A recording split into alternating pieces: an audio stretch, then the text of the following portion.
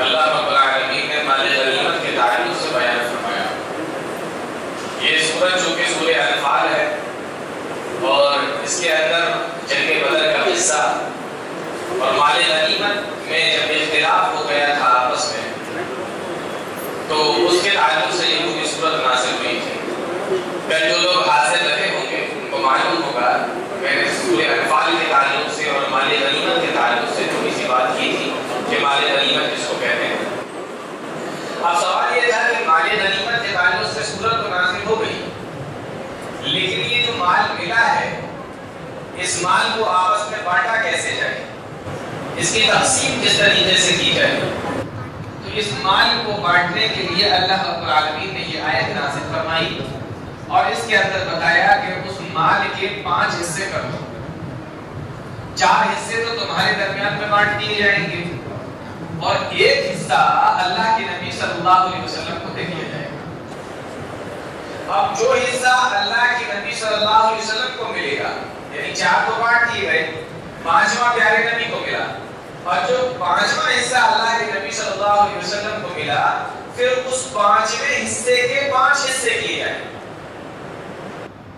اور پھر اس میں سے جو 5 حصے ہو جائیں گے تو ایک حصہ اللہ اور اس کے رسول کے لیے، دوسرا حصہ رشتہ داروں کے لیے، تیسرا حصہ یتیموں کے لیے، چوتھا حصہ مسکینوں کے لیے اور 5واں حصہ مسافروں کے لیے۔ تو اس طریقے سے جو مال ہاتھ آیا تھا، جو مال ملا تھا، اس کو کس طریقے سے تقسیم ہونا ہے پارے کی شروعات میں اللہ رب العالمین نے یہ بات بتائی۔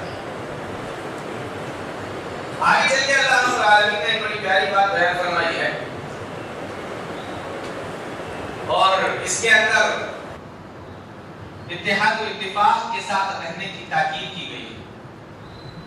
اللہ رب العالمین ارشاد فرماتا ہے وَأَطِيعُوا اللَّهَ وَرَسُولَهُ وَلَا تَنَازَعُوا فَتَفْشَلُوا وَتَذْهَبَ رِيحُكُمْ وَاصْبِرُوا۔ اللہ کی اطاعت کرو اور اس کے رسول کی اطاعت کرو، فرما برداری کرو۔ وَأَطِيعُوا اللَّهَ وَرَسُولَهُ وَلَا تَنَازَعُوا، اور آپس میں اختلاف نہ کرو۔ اللہ اور اس کے رسول کی اطاعت کرنے کا حکم دیا جا رہا ہے اور اختلاف سے منع کیا جا رہا ہے۔ یہ اختلاف بڑی ہی خطرناک اور خراب چیز ہے۔ اس اختلاف کے ذریعے سے اس امت کا کتنا نقصان ہوا اس کا آپ اندازہ بھی نہیں کر سکتے۔ اس اختلاف نے اس امت کو کہاں پہ لا کے کھڑا کر دیا آپ کو اس کا اندازہ بھی نہیں ہے۔ گھروں کے اندر اختلاف، بھائیوں کے اندر اختلاف، وہ ایک اختلاف ایسا ہے کہ وقتی طور پر ہے، ختم ہو جائے گا، لیکن ایک ایسا اختلاف جس کو مسلکی اختلاف بنا لیا گیا، جس کو مذہبی اختلاف بنا لیا گیا، اور اس پر جب شافعی امام نماز پڑھا رہا ہے تو حنفی حضرات پیچھے نماز نہیں پڑھ رہے ہیں، جب حنفی امام نماز پڑھا رہا ہے تو شافعی حضرات پیچھے نماز نہیں پڑھ رہے ہیں۔ یہ معاملہ جب پہنچ گیا تو اس اختلاف نے کتنا نقصان پہنچایا امت کا، آپ اس کو پڑھ کر دیکھیے، تاریخوں میں آپ کو ملے گا۔ مسجد پوری بھری ہوئی ہے، 50 لوگ نماز پڑھ رہے ہیں جماعت کے ساتھ میں، باقی سب بیٹھے ہوئے ہیں۔ کیوں؟ آپ کیوں نہیں پڑھ رہے ہیں؟ کہ ہم شافعی مسلک کے ماننے والے ہیں، ابھی ہمارا ٹائم نہیں ہوا، جب ہمارا ٹائم ہوگا تب ہم پڑھیں گے۔ یہ حالات ہو چکے ہیں اور اب بھی ہیں۔ اس بٹوارے نے ہمارا کتنا نقصان کر دیا۔ اللہ رب العالمین نے اسی چیز کی طرف نشاندہی کی۔ دیکھو اس کا ایک نقصان یہ بھی ہے، کیا؟ وَأَطِيعُوا اللَّهَ وَرَسُولَهُ، اللہ اور اس کے رسول کی اطاعت کرو، وَلَا تَنَازَعُوا، اور آپس میں اختلاف نہ کرو، فَتَفْشَلُوا، اگر آپس میں اختلاف کرو گے تو تم بزدل ہو جاؤ گے۔ پہلا نقصان تو یہ ہے کہ تم بزدل ہو جاؤ گے۔ وَتَذْهَبَ رِيحُكُمْ وَاصْبِرُوا، اور دوسرا نقصان یہ ہوگا کہ تمہاری ہوا اکھڑ جائے گی، تمہارا جو ایک وزن بنا ہوا ہے لوگوں کی نظر میں، جو تمہارا ایک مقام بنا ہوا ہے، تمہارا جو ایک ڈر لوگوں کے دلوں کے اندر بیٹھا ہوا ہے، تم خود آپس میں جب بزدل ہو جاؤ گے، اختلاف کرنے کی وجہ سے وَتَذْهَبَ رِيحُكُمْ وَاصْبِرُوا، تو تمہاری ہوا بھی اکڑ جائے گی، یعنی دشمنوں کے دل سے تمہارا ڈر نکل جائے گا، یہ نقصان ہوگا۔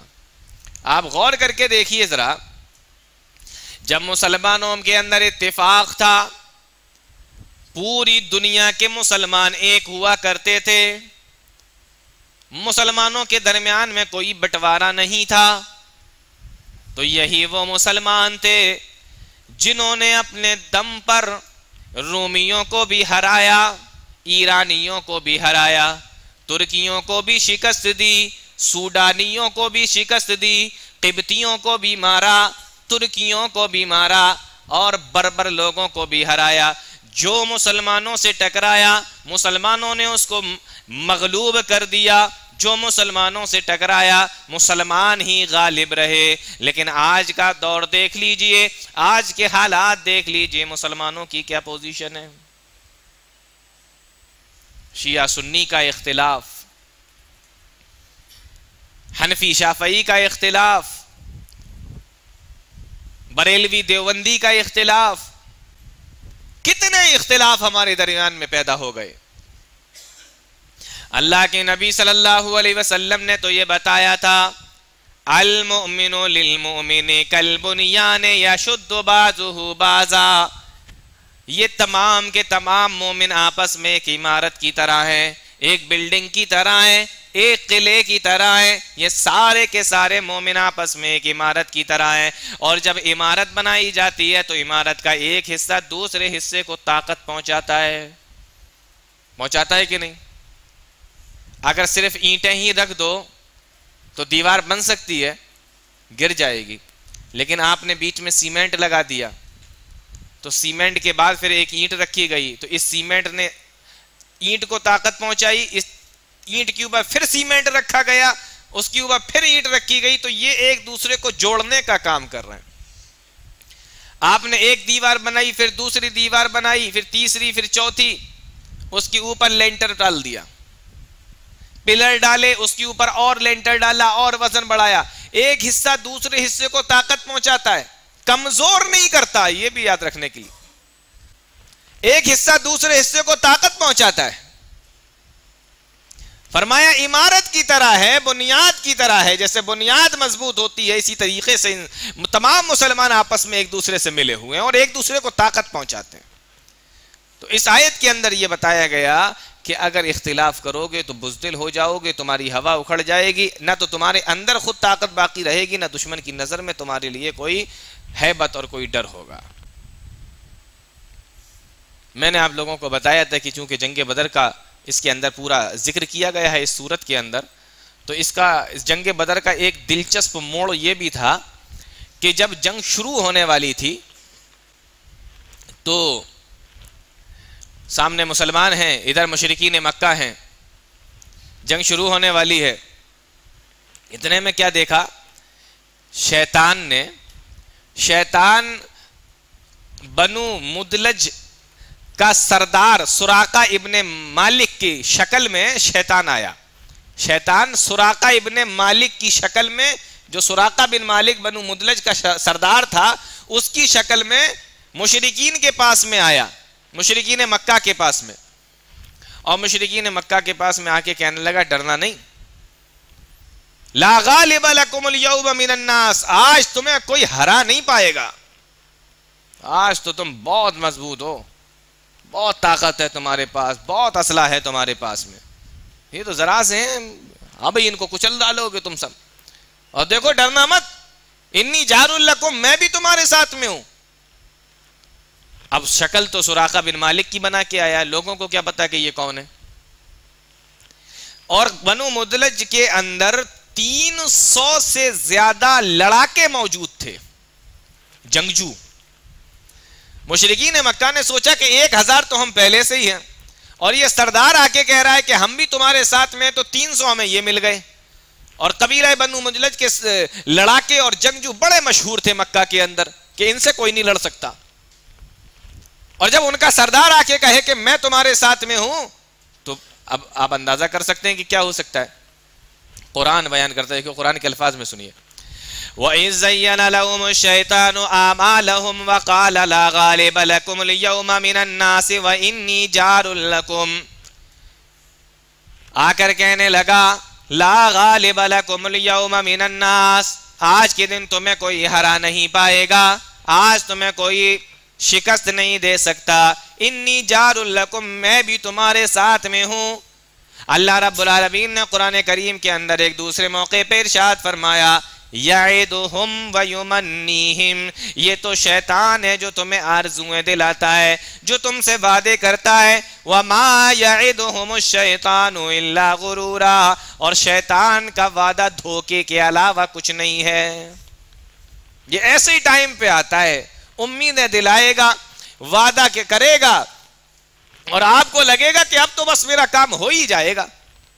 فرمایا وما یعدہم الشیطان الا غرورا، شیطان کا وعدہ دھوکے کے علاوہ کچھ نہیں ہے۔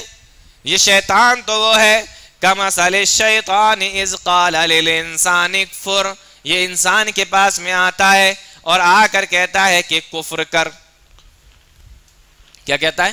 اذ قال للانسان اکفر، اللہ کے ساتھ میں کفر کر، فلما کفر قال انی بریء منک انی اخاف اللہ رب العالمین، جب انسان اس کی باتوں میں آ جاتا ہے، وہ گناہ کر لیتا ہے، کفر کر لیتا ہے، شرک کر لیتا ہے، تو یہ وہاں سے چلا جاتا ہے اور کہتا ہے انی اخاف اللہ رب العالمین، میں اپنے پروردگار سے ڈرتا ہوں۔ بہکانا اس کا کام ہے، جب کر لو گے تو بھاگ کھڑا ہوگا وہاں سے۔ تو یہ حضرت شیطان کی کارگزاریاں ہیں۔ اب انہوں نے کیا کیا؟ مشرکین مکہ کے پاس پہنچ گئے، اور وہاں پہنچنے کے بعد میں کیا کہہ رہے ہیں؟ انی جار لکم، میں تمہارے ساتھ ہوں، آج تمہیں کوئی ہرا نہیں پائے گا۔ اللہ نے بیان فرمایا فلما تراءت الفئتان نکص علی عقبیہ، جب اس نے دیکھا کہ آسمان سے تو فرشتے اتر رہے ہیں مسلمانوں کی مدد کے لیے، فرشتے اترے تھے نا جنگ بدر میں،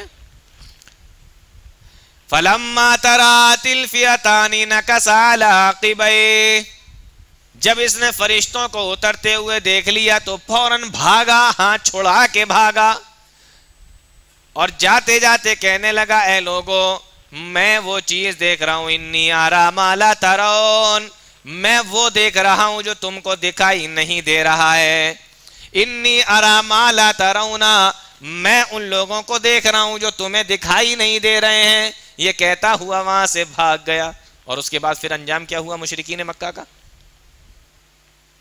کون جیتا وہ جنگ؟ تو یہ جو ہے نا شیطان، یہ اس طریقے کی آرزویں اور اس طریقے کے وعدے کرتا ہے۔ اللہ رب العالمین نے قرآن کریم کے اندر جگہ جگہ انسانوں کو بتایا کہ اس کے دھوکے میں مت آنا، اس کے وعدوں کے اندر اس کے آرزو اور اس کی تمنا، اس میں پڑنا مت بالکل بھی۔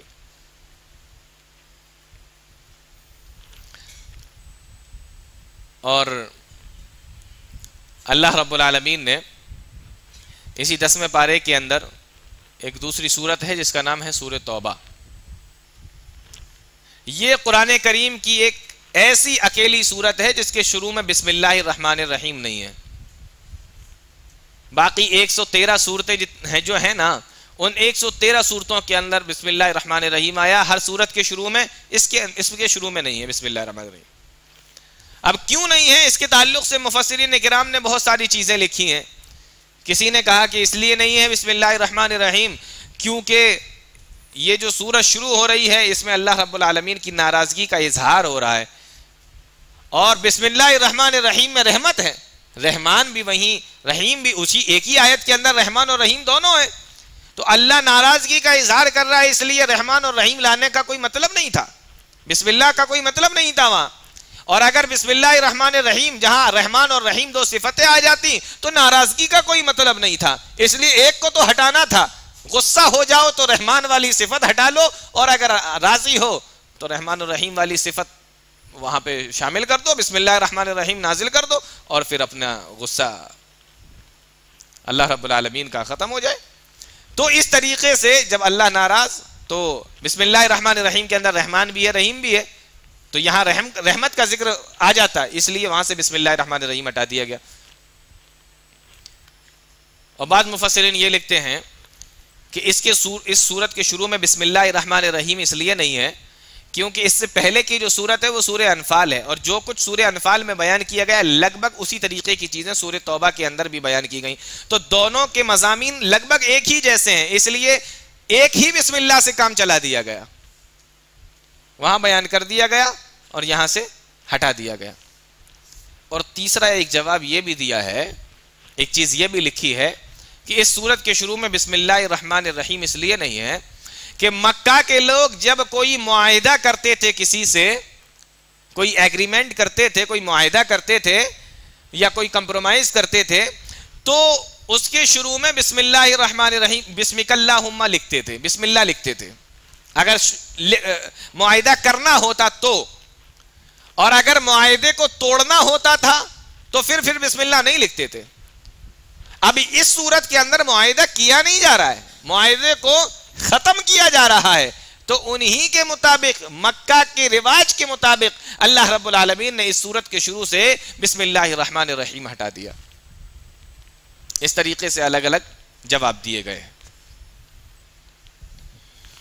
اس صورت کے اندر ایک آیت ہے، اس کے تعلق سے آپ ذرا سنیے. اللہ رب العالمین ارشاد فرماتا ہے وَإِنْ أَحَدٌ مِّنَ الْمُشْرِكِينَ اسْتَجَارَكَ فَأَجِرْهُ حَتَّى يَسْمَعَ كَلَامَ اللَّهِ. اگر مشرکین میں سے کوئی تمہارے پاس میں آئے اور تم سے آ کے اگر امان مانگے تو تم اس کو امان دے دو، اپنے پاس میں اس کو اچھے طریقے سے رکھو. ثُمَّ أَبْلِغْهُ مَأْمَنَهُ، پھر اس کو اس کی محفوظ جگہ تک پہنچا دو، امن کی جگہ تک پہنچا دو. اس کو سمجھنے کے لیے تھوڑا پیچھے جانا پڑے گا آپ کو. ہوا یہ کہ اس سورت کے شروع میں یہ بیان کیا گیا، اللہ کے نبی صلی اللہ علیہ وسلم نے حضرت ابو بکر اور حضرت علی دونوں کو بھیجا مکہ کے اندر جب یہ سورت نازل ہوئی، اور یہ کہلا کر بھیجا کہ مشرکین جتنے بھی عرب کے اندر رہتے ہیں ان سارے لوگوں کو جا کر یہ بتا دو کہ اگلے سال کوئی بھی مشرک حج نہ کرے، کوئی بھی آدمی ننگا ہو کے حج نہ کرے، اور 4 مہینے تک مکہ کے اندر رہ سکتے ہو. 4 مہینے کے بعد میں پورے مکہ کو مشرکوں سے خالی کروا دیا جائے گا. یہ کہلا کر اللہ کے نبی صلی اللہ علیہ وسلم نے کن کن کو بھیج دیا؟ ابو بکر کو اور حضرت علی رضی اللہ تعالیٰ عنہ کو بھیج دیا. اب اس کے بعد میں یہ جو آیت ہے نا، 4 مہینے کا الٹیمیٹم یا ٹائم دے دیا گیا، مہلت دے دی گئی 4 مہینے کی. لیکن پھر بعد میں یہ بھی بتا دیا گیا کہ اے نبی، اگر انہی لوگوں میں سے کوئی 4 مہینے پورے ہونے کے بعد آپ کے پاس میں آئے اور آپ سے امان مانگے کہ مجھے کچھ دن اور دیے جائیں، کچھ ٹائم اور دیا جائے، کچھ مہلت اور دی جائے، تو آپ اس کو امان دیجئے، اس کو پناہ دیجئے، اپنے پاس میں رکھیے اور اچھے سے رکھیے. پھر جب اس کا وہ ٹائم بھی پورا ہو جائے جو ٹائم اس نے مانگا ہے، ثم ابلغہ مأمنا، پھر وہ جہاں جانا چاہتا ہے، جہاں اپنے آپ کو سرکشت محسوس کر رہا ہے، جہاں اپنے آپ کو سیف محسوس کر رہا ہے، وہاں تک آپ پہنچا کے آئیے. ثم ابلغہ مأمنا، یہ ہے اس آیت کے اندر. تو امان دینے کی بات کہی جا رہی. امان جانتے ہیں آپ کس کو کہتے ہیں؟ پناہ دینا کسی کو. مان لیجئے عرب کے اندر یا اس دور کے اندر اس طریقے کا رواج تھا، جیسے اللہ کے نبی صلی اللہ علیہ وسلم جب طائف سے واپس آئے تو پہلے تو طائف ہی کے لوگوں نے کتنا پریشان کیا، کتنا مارا. جب اللہ کے نبی صلی اللہ علیہ وسلم مکہ کے قریب پہنچے تو مطعم بن عدی نام کا ایک سردار تھا، اللہ کے نبی صلی اللہ علیہ وسلم نے اس کو بلایا مکہ سے باہر اور کہا کہ دیکھو میں مکہ میں آنا چاہتا ہوں، طائف والوں نے تو مجھے ستایا، مکہ والے مجھے ستاتے ہیں، لیکن اب میں تمہیں اس لیے بلا رہا ہوں کہ میں تمہاری پناہ میں یا امان میں چلا جاؤں. تم میری گارنٹی لے لو، تم میری گارنٹی لے لو کہ مکہ کے اندر آپ اگر آئے تو آپ کو کوئی چھو نہیں سکتا، اور اگر چھوا بھی کسی نے تو میں، میرا خاندان، میرا قبیلہ سب آپ کا ساتھ دے گا، اس کے خلاف کھڑے ہو جائیں گے. اس کو کیا کہتے ہیں؟ پناہ دینا، امان دینا، ذمہ داری لے لینا.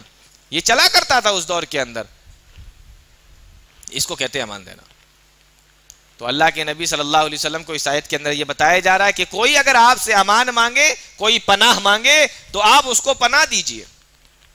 اور اس تعلق سے ایک بڑا ہی دلچسپ واقعہ لکھا ہوا ہے تاریخوں کے اندر کہ حضرت عمر فاروق رضی اللہ تعالیٰ عنہ کے زمانے میں ایران کا ایک شہر تھا جس کا نام خوستان تھا. حضرت ابو موسیٰ اشعری رضی اللہ تعالیٰ عنہ سپہ سالار تھے، کمانڈر تھے، جرنیل تھے. مسلمانوں کو لے کر گئے اور اس شہر کے اوپر چڑھائی کی. شہر کے لوگوں نے اپنے آپ کو قلعے کے اندر بند کر لیا. مسلمانوں نے چاروں طرف سے اس کا محاصرہ کر لیا اور تقریباً 1 مہینہ گزر گیا. قلعے کے اندر کھانا پانی بہت سارا، وہ 5-5 6-6 مہینے 2-2 سال کا لوگ اکٹھا کر لیا کرتے تھے اس زمانے کے اندر. تو انہیں کیا مطلب ہے آپ باہر پڑے رہیے، سب کچھ ان کا اندر سے کام چل رہا ہے. تو 1 مہینہ لگ بھگ ہو گیا. ایک دن مسلمانوں نے دیکھا کہ شہر کے دروازے کھلے، قلعے کے دروازے کھلے، سب آ رہے ہیں جا رہے ہیں، کھیتی باڑی کے لیے نکل پڑے ہیں، جانور لے کے نکل پڑے ہیں، کوئی اپنی دکان کھولنے جا رہا ہے، کوئی کسی کام سے جا رہا ہے. مسلمانوں کو بڑا تعجب کہ 1 مہینے سے تو بند کر کے بیٹھے تھے اور یہ اچانک ان کو کیا ہو گیا. بالکل ڈر نکل گیا ان کے دل سے کہ کوئی ہمارا محاصرہ کیے ہوئے ہے، کوئی ہمیں گھیر کر بیٹھا ہوا ہے، کوئی ہم پہ حملہ کرنا چاہتا ہے. تو مسلمانوں نے پوچھا تمہیں ڈر نہیں لگ رہا ہے؟ انہوں نے کہا کہ ڈرنے کی کیا بات ہے.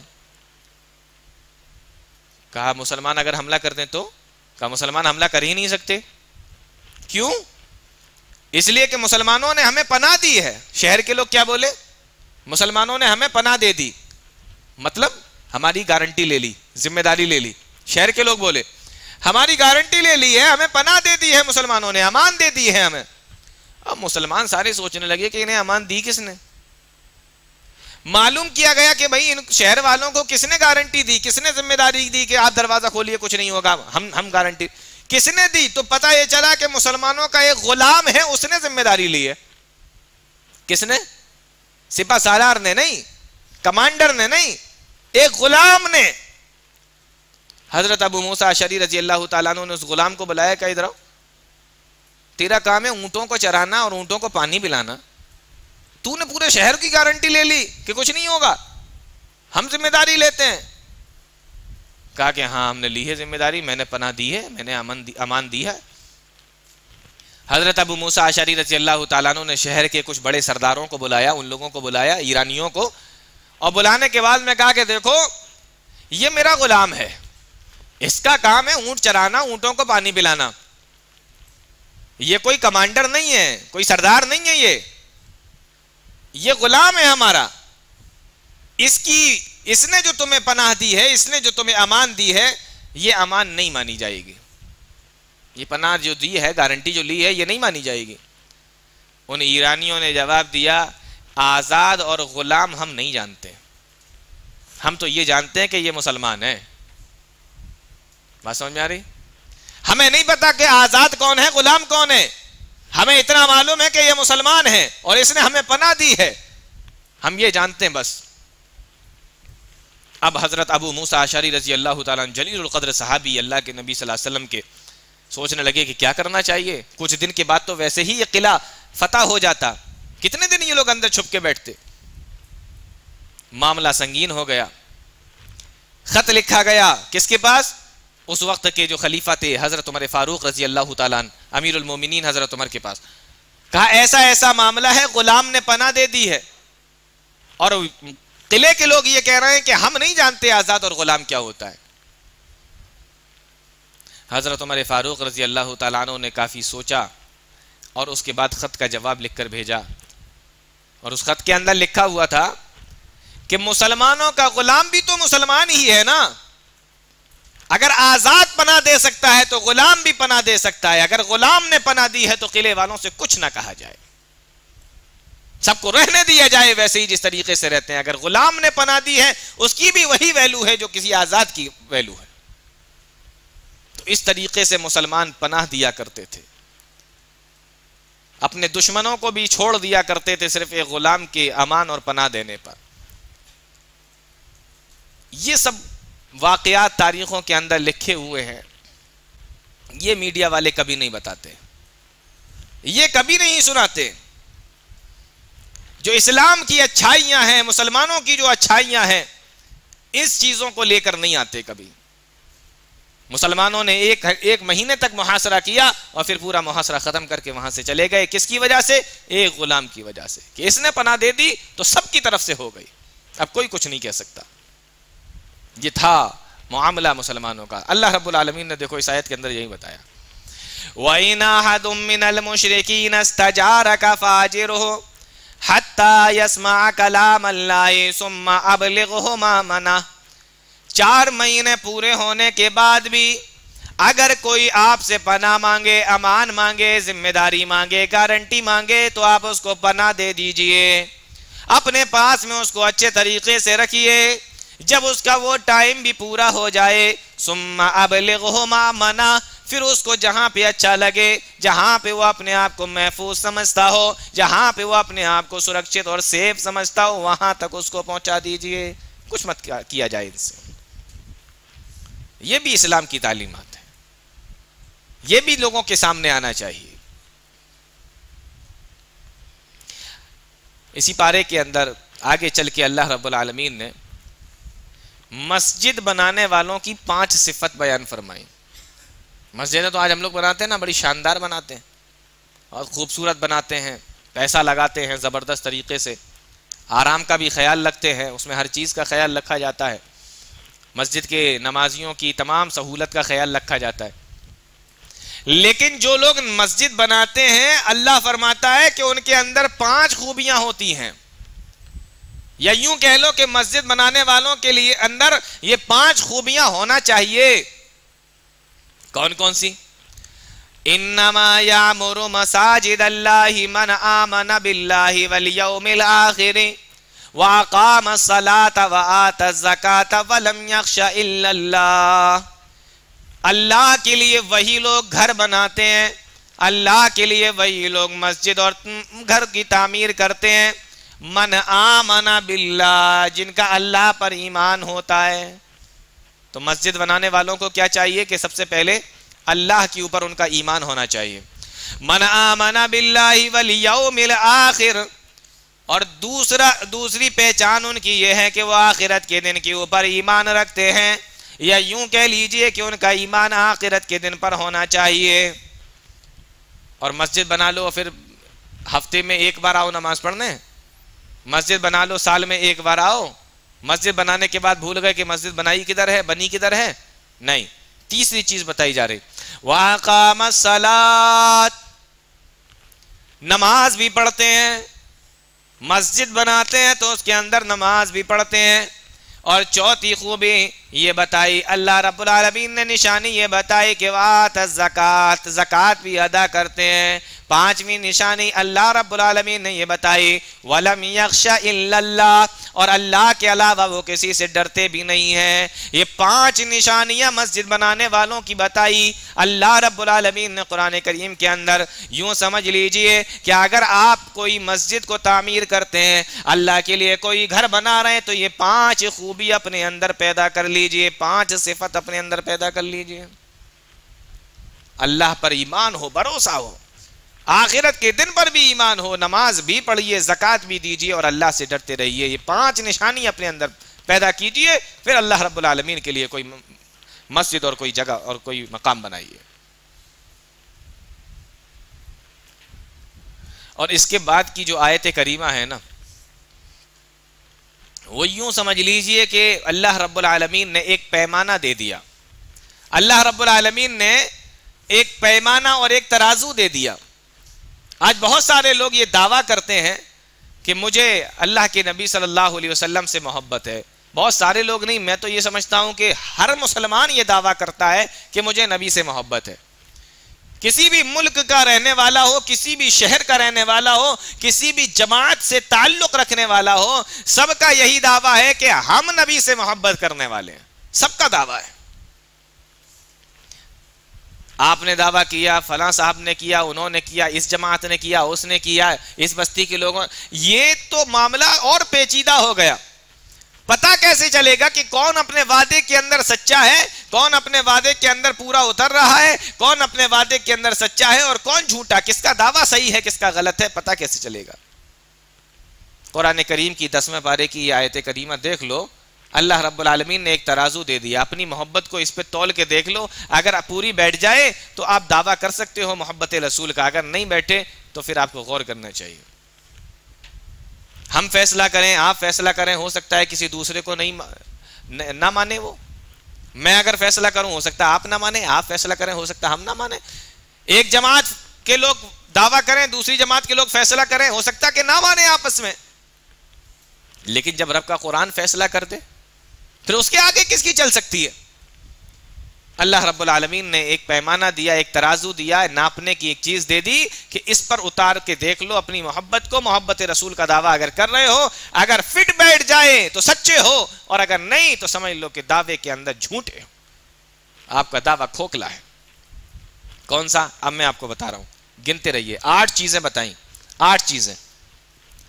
اللہ رب العالمین نے ارشاد فرماتا ہے قُلْ إِنْ كَانَ آبَاؤُكُمْ، اگر تمہارے باپ دادا، وَأَبْنَاؤُكُمْ، اور تمہارے بیٹے، وَإِخْوَانُكُمْ، اور تمہارے بھائی، وَأَزْوَاجُكُمْ، اور تمہاری بیویاں، وَعَشِيرَتُكُمْ، اور تمہارا خاندان، وَأَمْوَالٌ اقْتَرَفْتُمُوهَا، اور وہ مال جس کو تم نے بڑی محنتوں سے کمایا، وَتِجَارَةٌ تَخْشَوْنَ كَسَادَهَا، اور ایسے کام، ایسی بزنس، ایسی تجارتیں جس میں گھاٹے سے تم ڈرتے ہو، وَمَسَاكِنُ تَرْضَوْنَهَا، اور ایسے مکانات، ایسے محل، ایسی بلڈنگیں جس کو دیکھ کر تم خوش ہوتے ہو۔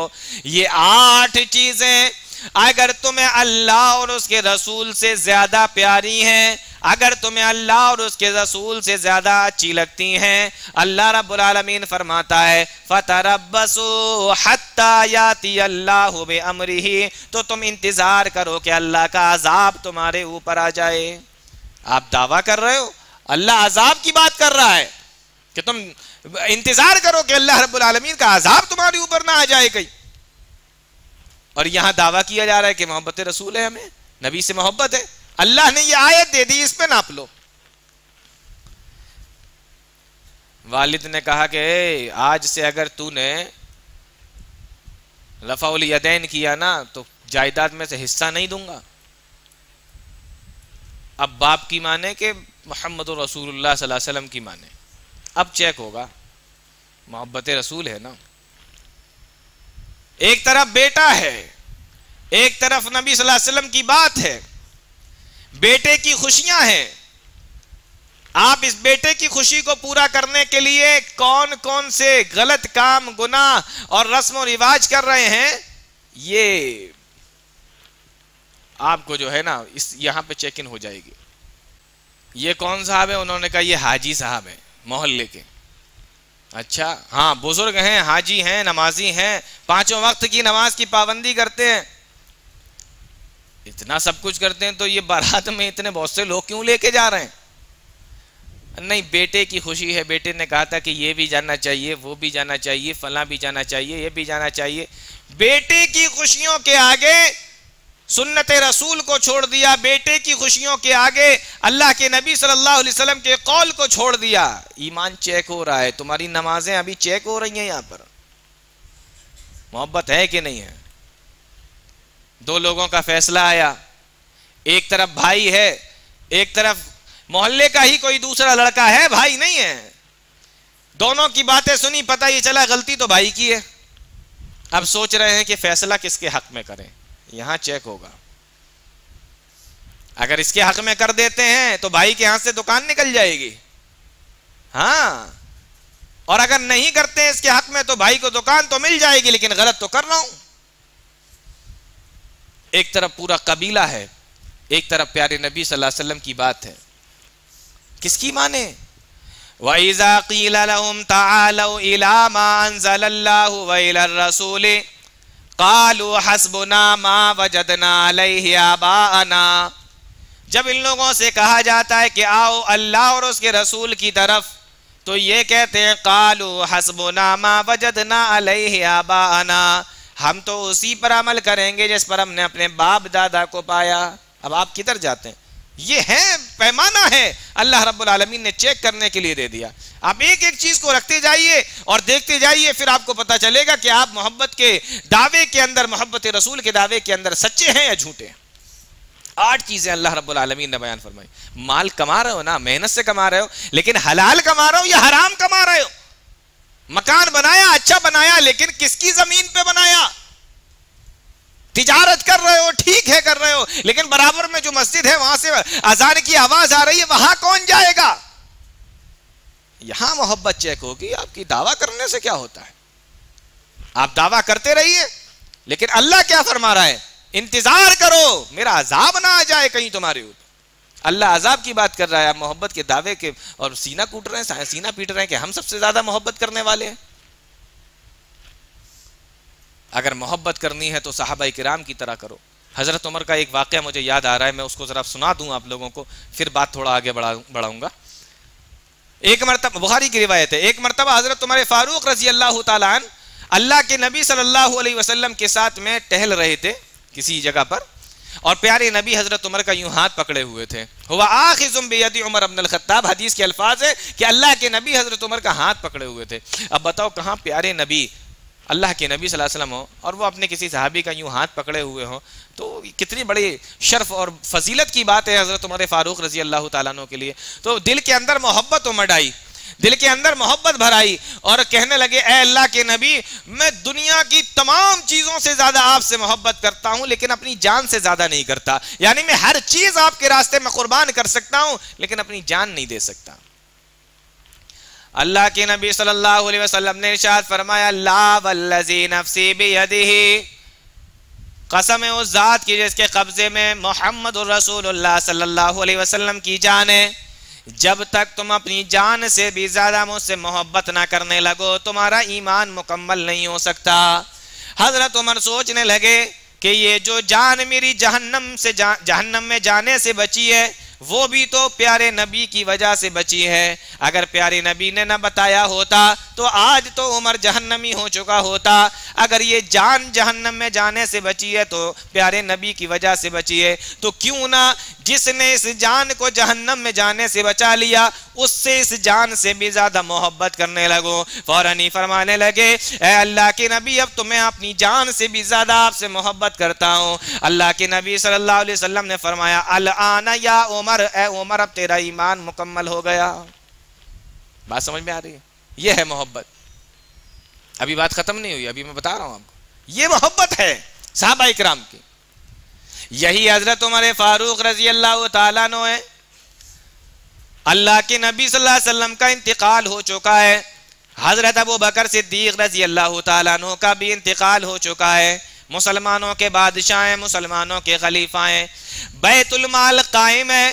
بیت المال کے اندر سے حضرت عمر فاروق رضی اللہ تعالیٰ عنہ نے لکھ دیا کہ میرے بیٹے کو سال کے اندر 3,500 درہم ملا کریں گے, اور اسامہ بن زید رضی اللہ تعالیٰ عنہ کو 1 سال میں بیت المال سے 4,000 درہم وظیفے کے ملا کریں گے.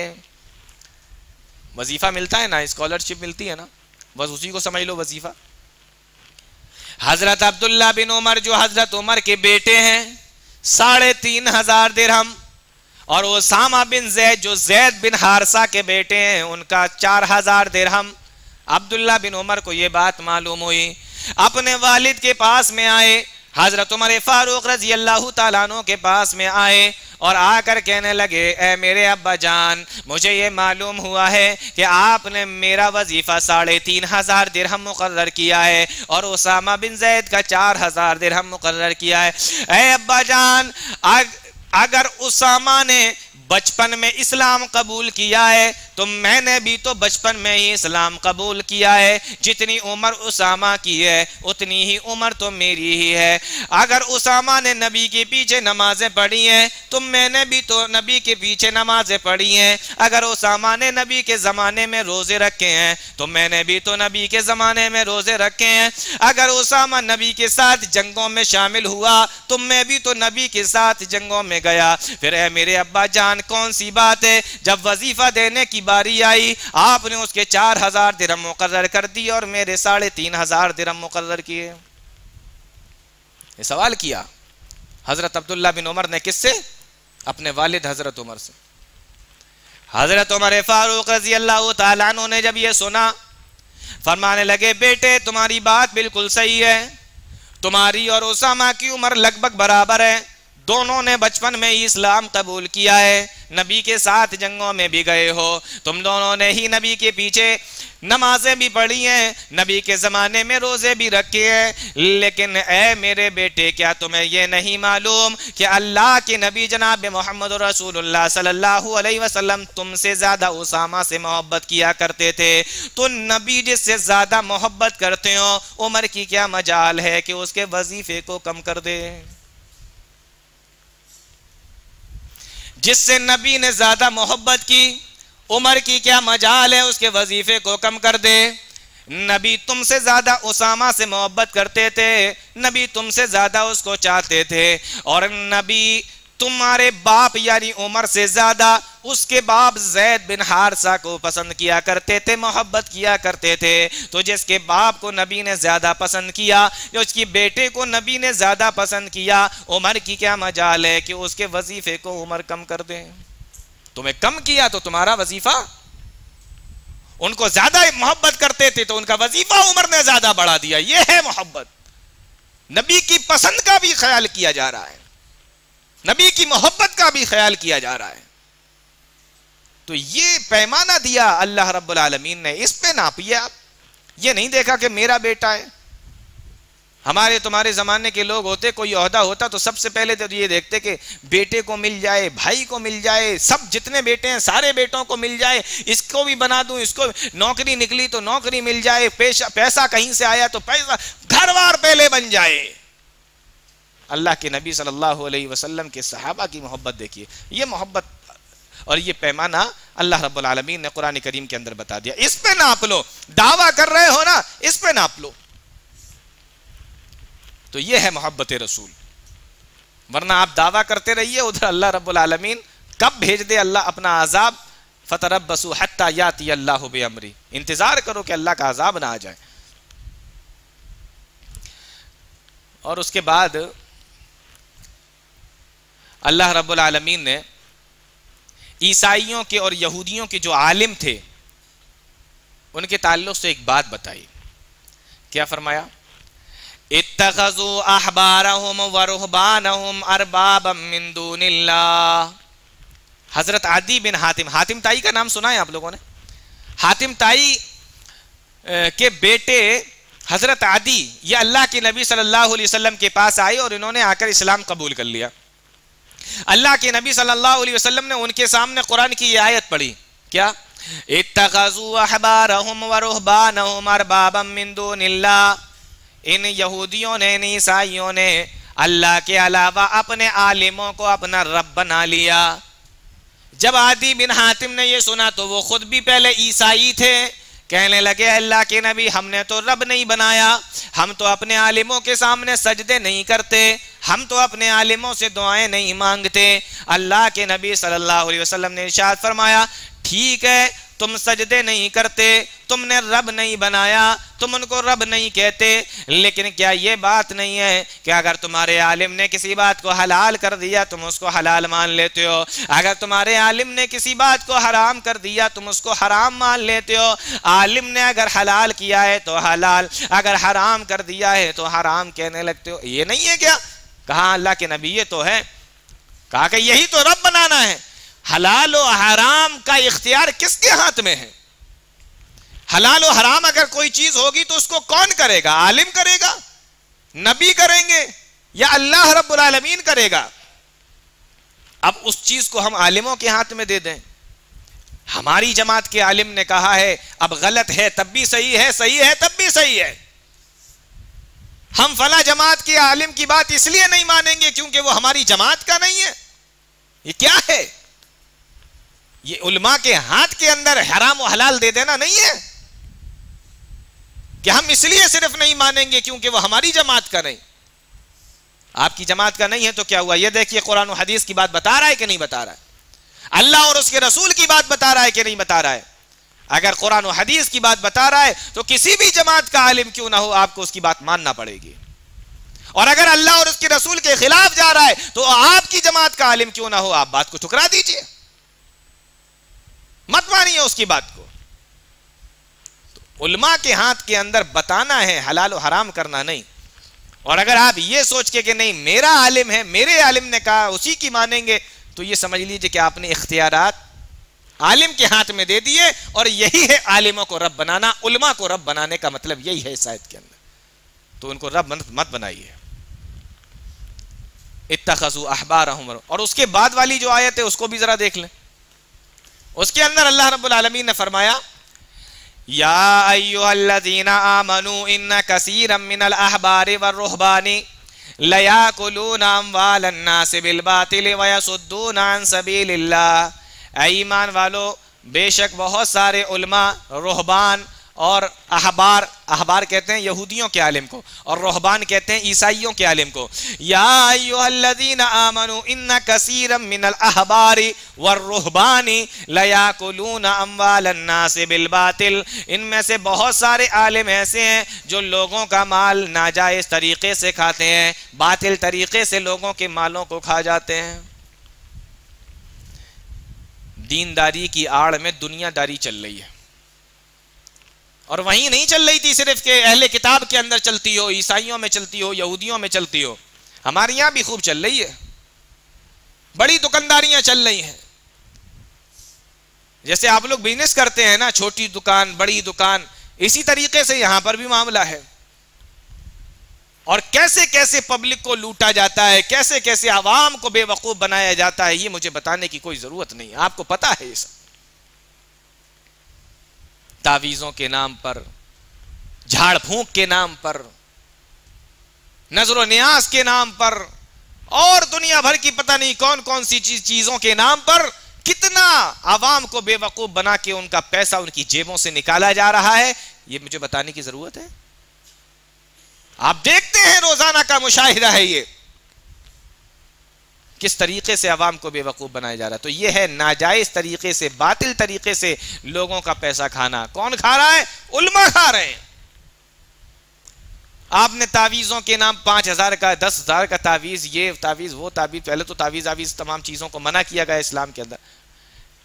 ایک صاحب ہے کہنے لگے کہ قرآن کے اندر شفا ہے، قرآن کریم کے اندر شفا ہے، اس لیے اس کا تعویذ بنا کے ڈال لیتے ہیں گلے میں۔ آپ ذرا یہ بتائیے، قرآن کے اندر لکھا ہوا ہے کہ اس میں شفاء لما فی الصدور، اس طریقے کی آیت ہے، تو قرآن کے اندر شفا ہے تو آپ نے اس کو گلے میں لٹکا لیا۔ تو قرآن کے اندر یہ بھی تو ہے نا کہ شہد کے اندر شفا ہے، تو کبھی آپ نے اس کی بوتل لٹکائی ہے؟ آپ نے لٹکائی کبھی شہد کی بوتل؟ یہ بھی تو قرآن کے اندر لکھا ہوا کہ شہد میں شفا ہے، تو آپ اس کی بوتل کیوں نہیں لٹکاتے؟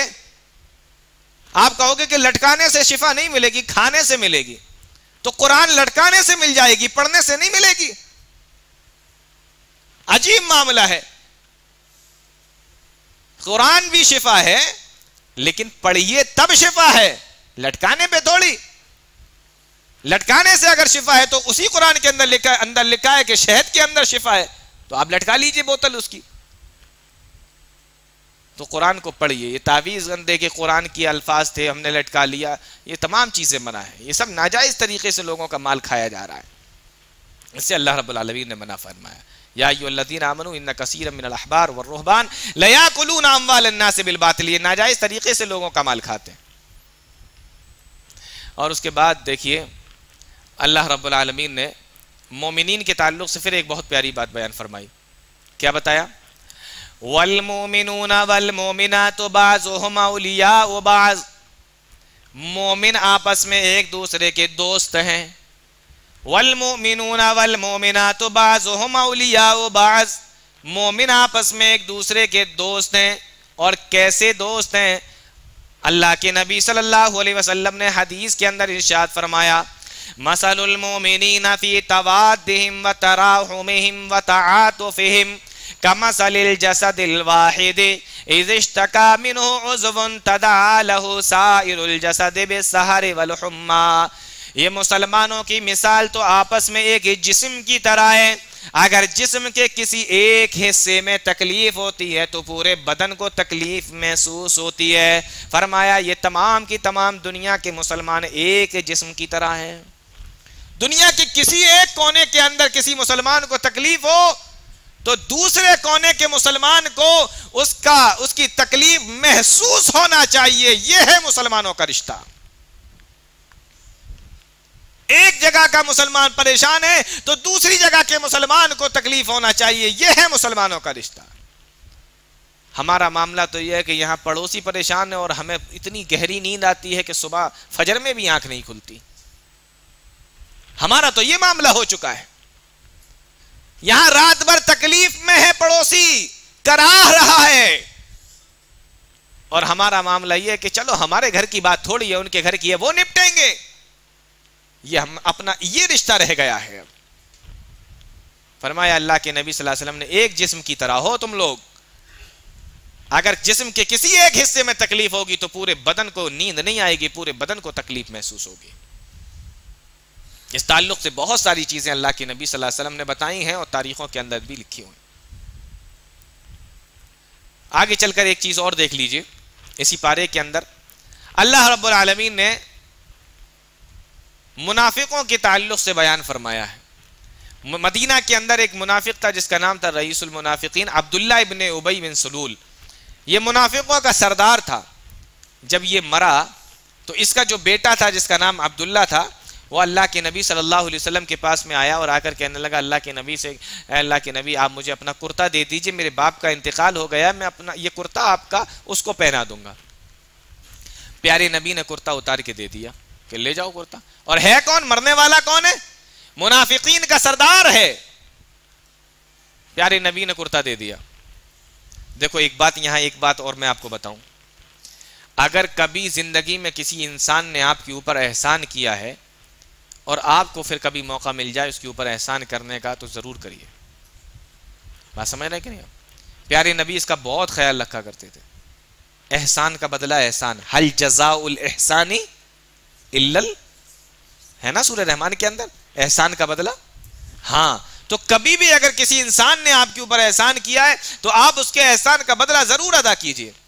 جب جنگ بدر کے موقع پر اللہ کے نبی صلی اللہ علیہ وسلم کے چچا حضرت عباس کو قید کر کے لایا گیا، حضرت عباس لمبے قد کے آدمی تھے، ایک ہی کرتا پہن کر آئے تھے، وہ پھٹ گیا تو کرتے کی ضرورت تھی۔ مدینہ کے اندر مسلمانوں کا کسی بھی مسلمان کا کرتا نہیں آ رہا تھا ان کے، وہ لمبے قد کے آدمی تھے۔ تو جانتے ہو کس نے کرتا دیا تھا اپنا؟ رئیس المنافقین عبداللہ ابن امی، منافقوں کے سردار، اسی نے اپنا کرتا دیا تھا۔ یہ بھی لمبے قد کا آدمی تھا، اس نے اپنا کرتا دیا۔ چچا کو دیا ہوا کرتا پیارے نبی کو آج تک یاد ہے۔ اب جب یہ مرا ہے تو کیا کیا پیارے نبی نے؟ اپنے جسم کا کرتا اتار کر دے دیا، ہے نا؟ اللہ کے نبی صلی اللہ علیہ وسلم نے کرتا اتار کے دے دیا۔ تو احسان اگر کبھی آپ کو موقع مل جائے، جس آدمی نے آپ کے اوپر احسان کیا ہے تو آپ اس کا احسان اتارنے کے ارادے سے نہیں لیکن پھر بھی آپ کر دیجئے۔ اللہ کے نبی صلی اللہ علیہ وسلم نے اپنا کرتا اتار کے دے دیا۔ حضرت عمر فاروق رضی اللہ تعالیٰ عنہ پاس میں بیٹھے ہوئے تھے، کہنے لگے اللہ کے نبی آپ کرتا کیوں دے رہے ہیں؟ آپ جانتے نہیں ہے کون آدمی ہے؟ یہ تو منافقوں کا سردار ہے، اس نے کبھی بھی کسی بھی موقع پر آپ کو ستانے سے یہ باز نہیں آیا، مسلمانوں کو اس نے تکلیف پہنچائی، آپ کو جھٹلایا، مسلمانوں کو پریشان کیا، یہاں تک کہ آپ کی ازواج مطہرات کے اوپر بھی اس نے گندے گندے اور بہتان لگائے، الزام لگائے۔ اے اللہ کے نبی اس نے کسی بھی موقع پر کوئی موقع ہاتھ سے جانے نہ دیا، کم سے کم آپ اس کو اپنے بدن کا کرتا تو نہ دیں۔ اللہ کے نبی صلی اللہ علیہ وسلم نے فرمایا اے عمر اگر میرے کرتا دینے کی وجہ سے اور میرے کرتا پہننے کی وجہ سے اس کے باپ کے عذاب میں کمی آ جائے تو محمد رسول اللہ کو کیا اعتراض ہو سکتا ہے؟ مجھے کیا پریشانی ہے؟ میرے کرتے کی وجہ سے اگر کسی کا عذاب بڑھ جائے۔ اللہ اکبر! پیارے نبی کا اخلاق تو دیکھیے آپ، کس کے بارے میں کہہ رہے ہیں؟ جس نے نبی کی بیوی پر بہتان لگایا ہو اس کو کرتا اس لیے دے رہے ہیں کہ اس کا عذاب ہلکا ہو جائے۔ کہاں سے لاؤ گے ایسا نبی؟ کیا نبی بھیجا تھا اللہ رب العالمین نے. دے دیا کرتا, بیٹا لے کے چلا گیا, کرتا پہنا دیا باپ کو, کفن افن, اس کے بعد میں جنازے کی باری آئی. منافق تھا نا, اوپری طور پہ تو یہ بھی کلمہ پڑھتا تھا, اندر سے منافق تھا, بغض رکھتا تھا, انکار کرتا تھا. اب بیٹا پکا سچا مسلمان, نبی کا ساتھی, نبی کا صحابی, پھر سے آیا, آنکھوں میں آنسو, اللہ کے نبی کے پاس آیا, کہ جنازہ تیار ہے, چلیے نماز پڑھا دیجئے. بخاری مسلم دونوں کی روایت. اللہ کے نبی صلی اللہ علیہ وسلم نماز پڑھانے کے لیے چلے گئے, ساتھ میں صحابہ کرام ہیں. اللہ کے نبی صلی اللہ علیہ وسلم جب نماز پڑھانے کے لیے جانے لگے, حدیث کے الفاظ ہیں فقام عمر, حضرت عمر کھڑے ہو گئے, فاخذ بثوب رسول اللہ صلی اللہ علیہ وسلم, اور اللہ کے نبی کے کرتے کے دامن کو پکڑ لیا. اے اللہ کے نبی, کرتا دیا تو دیا تھا, لیکن اب کم سے کم اس کی نماز تو نہ پڑھائیں, اس کے جنازے کی نماز تو نہ پڑھائیں. اللہ کے نبی صلی اللہ علیہ وسلم نے فرمایا, عمر میرے کرتے کے دامن کو چھوڑ دو, اگر میرے نماز پڑھانے کی وجہ سے اس کے عذاب کے اندر کمی ہو سکتی ہے تو محمد الرسول اللہ کو کیا اعتراض ہو سکتا ہے, مجھے نماز پڑھانے دو. پیارے نبی کھڑے ہوئے, نماز جنازہ اس کی پڑھا دی. آسمان سے آیتیں نازل ہوئیں, استغفر لهم او لا تستغفر لهم ان تستغفر لهم 70 مرة فلن يغفر الله لهم. اے نبی, ایک مرتبہ نہیں 70 مرتبہ بھی اگر آپ اس کے جنازے کی نماز کو پڑھا دیں, فلن يغفر الله لهم, یہ اتنا بڑا مجرم ہے, اللہ اس کو معاف نہیں کرے گا. آپ نے پڑھا دی نا, آپ نے اپنا کام کر دیا, لیکن یہ اتنا بڑا مجرم ہے, اللہ اس کو معاف نہیں کرے گا. لن یغفر اللہ لہم, حدیث کے الفاظ ہیں, اللہ کے نبی صلی اللہ علیہ وسلم نے ارشاد فرمایا, اے لوگو, اللہ نے یہ بتایا کہ 70 مرتبہ بھی اگر نماز پڑھا دو گے, بخشش کی دعا کر دو گے, تو ہم اس کو معاف نہیں کریں گے. اگر مجھے یعنی محمد الرسول اللہ صلی اللہ علیہ وسلم کو یہ معلوم ہو جائے کہ میں اگر 71 مرتبہ پڑھاؤں گا تو معاف کر دیا جائے گا, تو میں محمد الرسول اللہ اس کی نماز جنازہ 71 مرتبہ پڑھانے کے لیے تیار ہوں. یہ بتایا نا کہ 70 مرتبہ پڑھاؤ گے نہیں معاف کیا جائے گا. اگر مجھے یہ معلوم ہو جائے کہ 71 مرتبہ میں معاف کر دیا جائے گا, تو میں 71 مرتبہ اس کی نماز جنازہ پڑھانے کے لیے تیار ہوں. یہ اللہ کے نبی صلی اللہ علیہ وسلم کا معاملہ تھا, اللہ نے منع کر دیا. اور پھر صاف آیت اتار دی, وَلَا تُصَلِّ عَلَىٰ أَحَدٍ مِّنْهُمْ مَاتَ أَبَدًا وَلَا تَقُمْ عَلَىٰ قَبْرِهِ. آج کے بعد کسی منافق کی آپ نماز نہیں پڑھائیں گے, اس کی قبر پہ جا کے اس کے لیے دعا نہیں کریں گے. اس کے بعد اللہ کے نبی صلی اللہ علیہ وسلم نماز پڑھانے سے رک گئے. تو یہ پیارے نبی صلی اللہ علیہ وسلم کا اخلاق تھا اپنے دشمنوں کے تعلق سے, ان لوگوں کے تعلق سے جنہوں نے نبی کو ستایا, یہاں تک کہ آپ کی پاک بیویوں کے اوپر بہتان اور الزام لگائے. یہ 10ویں پارے کے اندر سے چند آیتیں تھیں جن کے تعلق سے میں نے آپ لوگوں کے سامنے کچھ باتیں رکھیں. اللہ تعالی ہم تمام لوگوں کو نیک عمل کی توفیق دے, قرآن و حدیث کو سمجھنے کی, اس پر چلنے کی توفیق عطا فرمائے. آمین. تقبل یا رب العالمین. وآخر دعوانا الحمدللہ رب العالمین. والسلام علیکم ورحمۃ اللہ.